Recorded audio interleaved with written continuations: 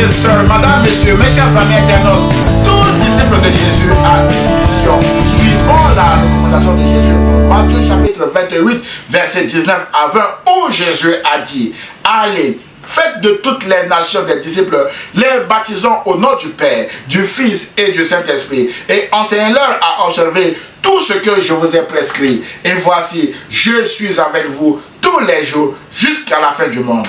Mais bien-aimés dans le Seigneur, sur ce chemin d'aller, il y a des vents contraires, il y a des obstacles, il y a des incompréhensions, il y a aussi des difficultés et bien d'autres problèmes, mes bien-aimés. Mais la bonne nouvelle est que vous serez plus que vainqueurs parce que vous marcherez dans la victoire de Jésus-Christ. C'est ce que nous allons voir, mes bien-aimés, en Actes chapitre 27, lors du voyage de l'apôtre Paul à Rome.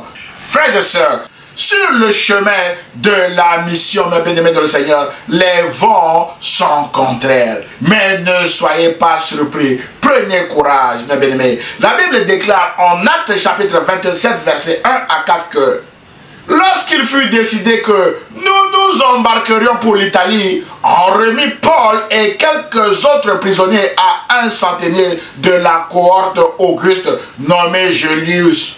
Nous montâmes sur un navire d'Adramite qui devait côtoyer l'Asie et nous partîmes ayant avec nous Aristarque, le Macédonien de Thessalonique.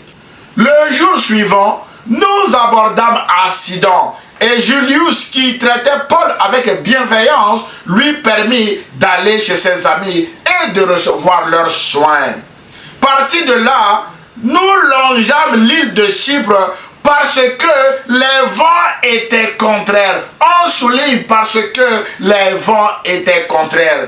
Mes chers amis, pour l'apôtre Paul, c'est la mission d'aller témoigner à Rome qui commence avec des vents contraires, mes bien-aimés. Et ces vents demandent de la persévérance pour arriver à Rome.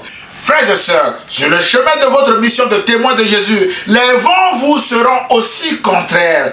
Vous aurez même l'impression que les gens qui sont autour de vous, dans votre famille, dans votre lieu de travail et même malheureusement dans votre église, s'opposeront systématiquement à vous sans cause. Ce qui n'est pas surprenant parce que Jésus a dit en Jean chapitre 15, verset 18 à 25 que si le monde vous haït, sachez qu'il m'a haï avant vous. Si vous étiez du monde, le monde aimerait ce qui est à lui.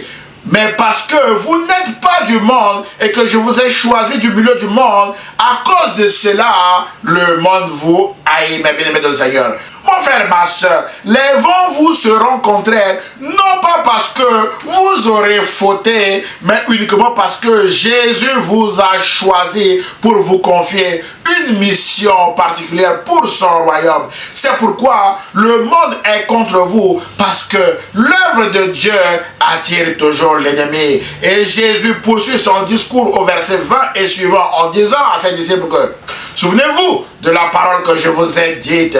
Le serviteur n'est pas plus grand que son maître. S'ils m'ont persécuté, ils vous persécuteront aussi. S'ils ont gardé ma parole, ils garderont aussi la vôtre. Mais ils vous feront toutes ces choses à cause de mon nom, parce qu'ils ne connaissent pas celui qui m'a envoyé. Au verset 24, ils ont haï et moi et mon Père. Verset 25. Ils m'ont haï sans cause. En souligne, ils m'ont haï sans cause. Mon frère, ma soeur, peut-être que vous êtes en train de vous poser des questions existentielles suivantes. Pourquoi tout le monde s'acharne-t-il contre mes enfants à l'école alors qu'ils n'ont rien fait de mal? Pourquoi tout le monde s'acharne-t-il contre moi au travail alors que je n'ai rien fait de mal? Pourquoi toute ma famille s'acharne-t-elle contre moi alors que je n'ai rien fait de mal?